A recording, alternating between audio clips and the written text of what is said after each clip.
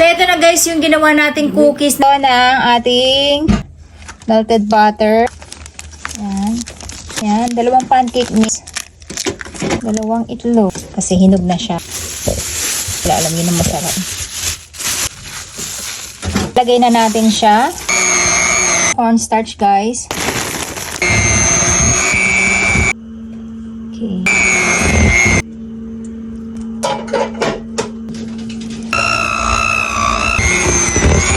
Ito yung black cocoa na. Asawa kasi tagahugas.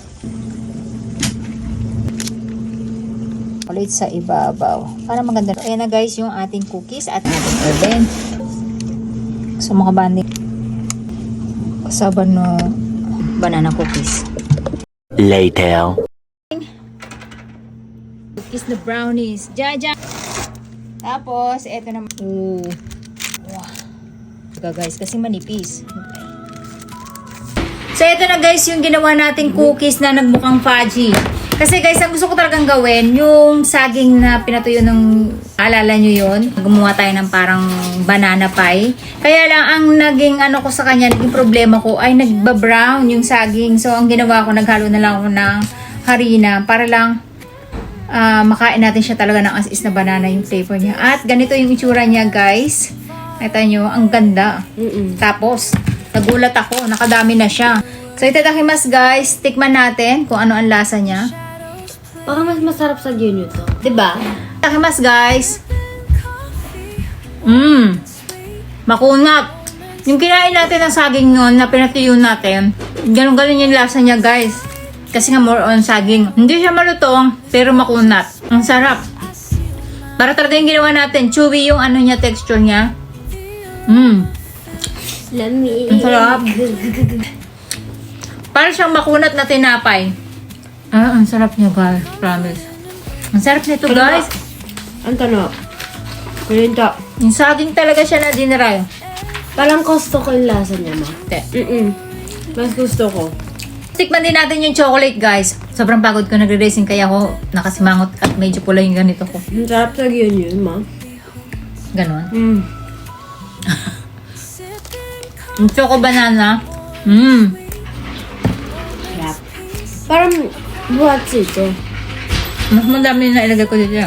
Ang sarap din ng choco. Para siyang fudgy bar guys na pinakunat. Tapos ang gusto ko dito hindi matamis, diba? Ang tamis na kasi ng saging guys, kaya hindi ako naglagay ng sugar na. Nilagay ko lang yata 1 kutsarang asukal lang. Kasi ang tamis na niya. Hindi ka mauumay kasi hindi matamis. Saktong-sakto lang. Ang ganda pati ng texture niya. Look. Ang sarap niya. Parang cake mo. No? Lasa din siya yung cake ko pero hindi siya moist, makunat. Sarap. Na mas gusto mo? Ako ito. Ako yung chocolate. Mas gusto ko to guys. Ang diet talaga siya. Kasi puro saging siya, more on saging. Mas walang asukal. Sarap. Sarap. Saka ang ganda mo gumawa.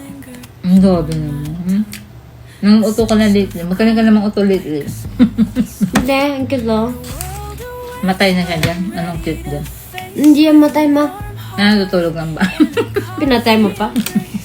Ang sarap. Chocolate na chocolate yung lasa niya guys. Sarap. Mas gusto ko to kasi parang banana talaga yung lasa. Yan nga lang. Kasi ito kasi tumapang chocolate. Yan. Ito kasi guys, lasang-lasa nyo yung saging talaga. Ito kasi medyo tumapang yung chocolate. May aroma pa rin siya ng banana pero more on chocolate. Ganda ito pa ano na sa Valentine's, no? Sasawsan mo lang sa chocolate.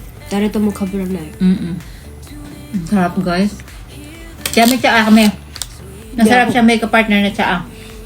Hindi ako pwede mo lang tsaa pagka ganitong mga pastries ni Kaka. Pwede pang giveaway sa mga birthday party. Kasi tingnan nyo, ang ganda ng texture niya, no?